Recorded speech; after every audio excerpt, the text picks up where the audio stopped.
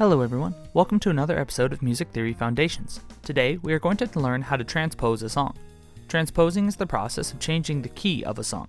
This is effective if your voice or instrument can't hit certain notes, or if a key is too challenging for you or other musicians you are working with. Transposing draws from many different aspects of music theory, so if I use a term or technique you are unfamiliar with, please leave a question in the comments below.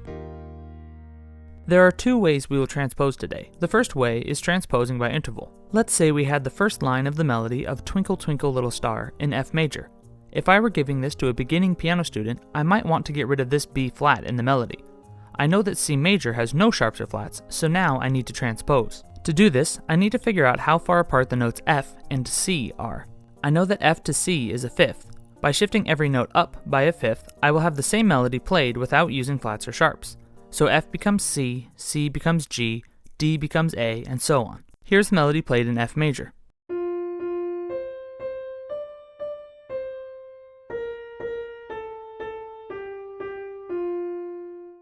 And here's the melody played in C major.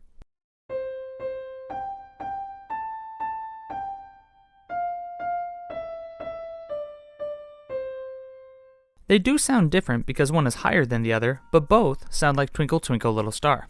If you are more comfortable with scales than you are with intervals, you can also transpose by function.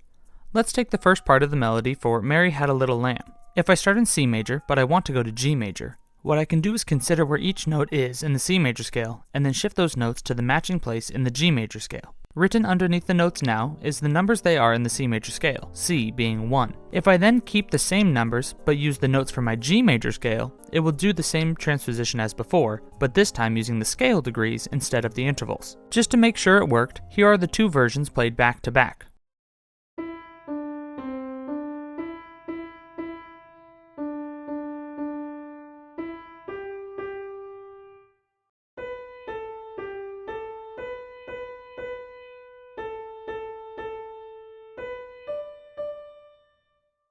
Again, they don't sound exactly the same because they are in two different keys, but both sound like Mary Had a Little Lamb. As a final note about transposing, you will need to transpose the chords as well as the melody if you plan to play both parts.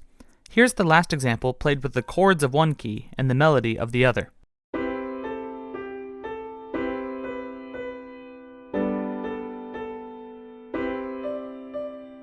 Not too pleasant sounding. You can use either methods previously discussed to transpose the chords as well. Either I could move the chords up a fifth as I am going from C to G, or I could consider that C is the 1 chord and G is the 5 chord in C major. Then I would replace those chords with the 1 and 5 chords in G major and D major respectively. Remember that if a chord is major in the original key, it should be major in the transposed key, and the same with minor chords.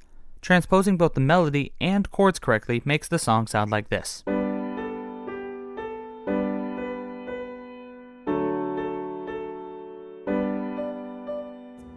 Transposing can be more difficult when melodies do not stay in key, but that is a hurdle we will save for future examples. Nursery rhymes, such as the two that I used in this video, are great ways for you to practice transposing songs with familiar melodies. Trust your ears. If something doesn't sound right, it probably isn't right.